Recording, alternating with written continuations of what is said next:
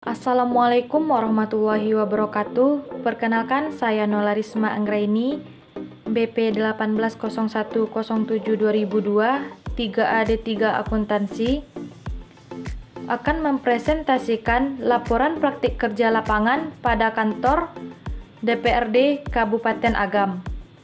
Bab 1, Pendahuluan. Latar belakang praktik kerja lapangan. Badan Pusat Statistik menjelaskan bahwa tingkat pengangguran semakin hari semakin meningkat.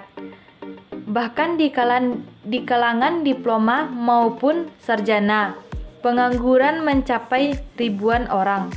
Salah satu yang menjadi penyebabnya adalah gelar mereka yang tidak dibarengi dengan keahlian yang diandalkan untuk memasuki dunia kerja yang semakin kompetitif.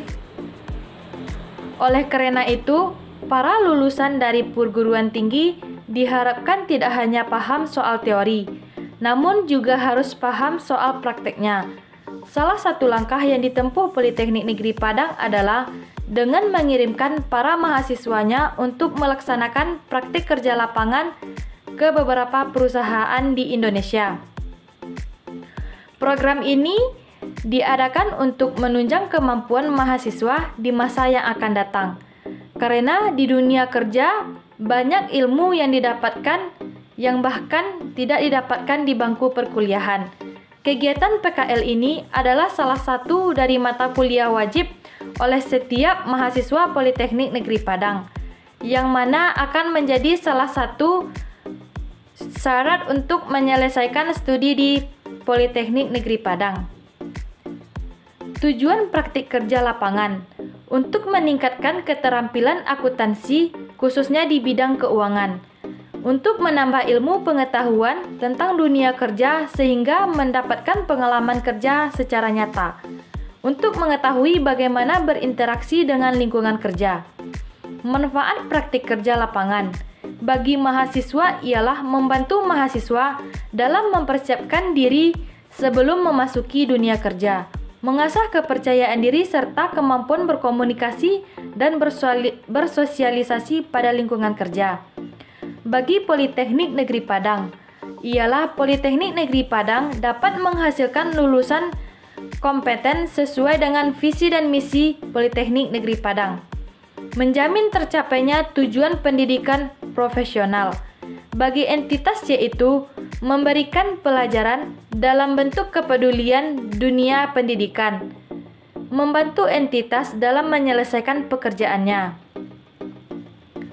Selanjutnya, bab 2, gambaran umum.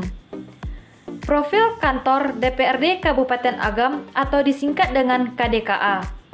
Kantor DPRD Kabupaten Agam atau KDKA adalah lembaga legislatif unikameral yang berkedudukan di Kabupaten Agam, Sumatera Barat. KDKA memiliki 45 orang anggota yang tersebar dari 10 partai politik. KDKA dipimpin oleh Bapak Novi Irwan dengan memiliki wakil 3 orang. KDKA juga terdiri atas beberapa komisi. Yang pertama yaitu Komisi 1, 2, 3, dan 4. Serta terdiri dari 4 badan kehormatan, anggaran, musyawarah, dan pembentukan peraturan perda. Visi KDKA adalah terwujudnya lembaga DPRD Kabupaten Agam yang profesional, proporsional, agamis, inovatif, mandiri, proaktif, dan aspiratif dalam rangka memperkuat tata pemerintahan daerah. Misi KDKA adalah meningkatkan fungsi pembuatan perda, fungsi pengawasan, dan fungsi anggaran, peningkatan efektivitas dan sinergi alat kelengkapan.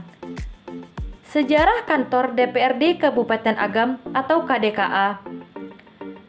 KDKA pertama kali didirikan di Bukit Tinggi, tepatnya di belakang Balok di depan PGSD. Pada tahun 1993, ibu kota Kabupaten Agam yang dulunya di Bukit Tinggi dipindahkan ke Lubuk Basung. Pada masa itu, bupati dijabat oleh Bapak Gustiar Agus. Sedangkan ketua KDKA adalah Bapak Ghazali Jalaluddin. Dan pada masa itu pula anggota KDKA terdiri atas TNI, Polri, Partai Golkar, PPP, dan PDI. Seiring berjalannya waktu, pembangunan kantor DPRD Kabupaten Agam telah dimulai di Lubuk Basung. Seiring berjalannya waktu, pembangunan kantor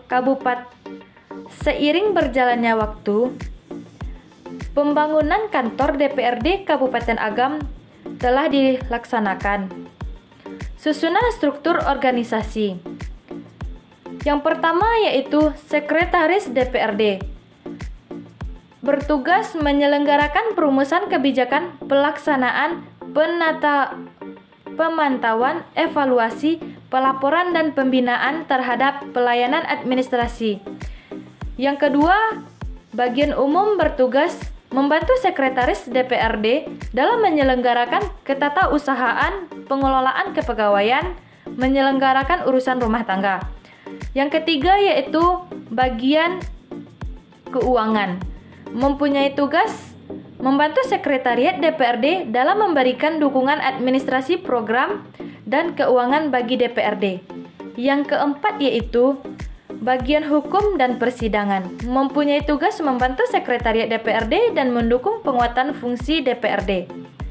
Yang kelima yaitu bagian anggaran dan pengawasan, bertugas membantu Sekretaris DPRD dalam memberikan dukungan penyelenggaraan tugas dan fungsi DPRD. Kegiatan entitas KDKA memiliki 3 fungsi. Yang pertama yaitu fungsi pembentukan perda, yang kedua fungsi anggaran, dan yang ketiga fungsi pengawasan. Bab 3. Pelaksanaan kegiatan. Deskripsi kegiatan selama praktik kerja lapangan. Praktik kerja lapangan dilaksanakan selama 3 bulan. 1 bulan pertama diletakkan pada bagian humas dan 2 bulan ke depannya diletakkan di bagian keuangan. Pelaksanaan kegiatan PKL dimulai pada tanggal 15 Februari hingga 10 Mei 2021. Uraian kegiatan selama praktik kerja lapangan. Yang pertama, pada bagian humas. Pada bagian humas mencatat data penerbitan berita tentang KDKA di koran. Yang kedua yaitu menginput pajak ke e-billing. Selanjutnya bagian keuangan. Pada bagian keuangan, kegiatan yang dilaksanakan yaitu membuat pencapaian IKI atau indikator kinerja individu. Selanjutnya, membuat surat tugas dan surat perintah perjalanan dinas. Membuat kwitansi, membuat rekapitulasi pemungutan dan penyetoran pajak, menyusun rekap surat pertanggungjawaban atau SPJ. Selanjutnya, membuat transfer massal.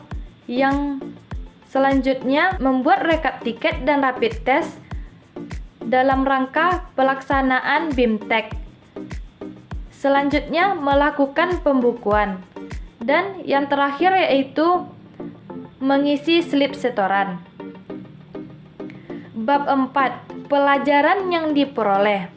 Hal-hal positif yang diterima selama perkuliahan yang bermanfaat terhadap pekerjaan selama PKL ialah ilmu yang didapat pada saat kuliah, sopan santun, kedisiplinan, serta dengan deadline tugas. Manfaat PKL terhadap pengembangan soft skill dan evaluasi kekurangan soft skill yang dimiliki. Yang pertama yaitu manfaat PKL terhadap pengembangan soft skill yaitu kedisiplinan dan kejujuran, serta tanggung jawab dan komunikasi. Selanjutnya, evaluasi kekurangan soft skill yang dimiliki ialah kurangnya rasa percaya diri. Selanjutnya yaitu manfaat dan evaluasi praktik kerja lapangan terhadap pengembangan kemampuan kognitif. Manfaat dan evaluasi PKL terhadap pengembangan kemampuan kognitif yang pertama yaitu menambah ilmu dan pengalaman baru, meningkatkan ketelitian. Evaluasi kekurangan kemampuan kognitif yang dimiliki ialah kurang teliti dalam melaksanakan tugas yang diberikan karena kurang fokus dan konsentrasi dalam menyelesaikan tugas. Kunci sukses dalam bekerja berdasarkan pengalaman PKL ialah disiplin, bertanggung jawab, jujur, tekun dalam bekerja. Rencana perbaikan atau pengembangan diri, karir, dan pendidikan berdasarkan pengalaman PKL ialah percaya diri, bekerja dengan tepat dan cepat, meningkatkan ketelitian, serta dengan komunikasi. Sekian yang dapat saya sampaikan. Terima kasih atas waktunya. Assalamualaikum warahmatullahi wabarakatuh.